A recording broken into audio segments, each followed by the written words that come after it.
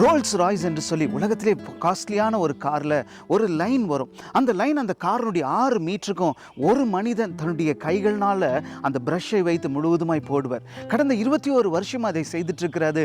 நன்றாய் செய்வது நிமித்தம் அவர் இன்றைக்கும் யாரும் ரீப்ளேஸ் பண்ண முடியாம ரோல்ஸ் ராய்ஸ் அவரை வைத்துக் கொண்டு தான் உலகத்தில் இருக்க எல்லா காருக்கும் அந்த பின் ஸ்ட்ரைப்பை வரைந்துட்டு இருக்கிறாங்களாம். வேதம் சொல்லுகின்றது, எங்கள் கைகளின் கிரியைகளை எங்களுக்கு உறுதிப்படுத்தி அருளும் என்று.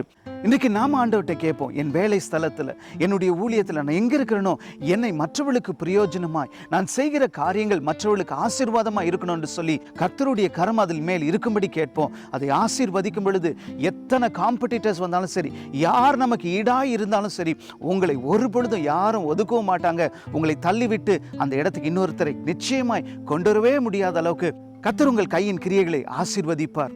ஒரு நிமிடம் முடிந்தது. நாளை சந்திப்போம்.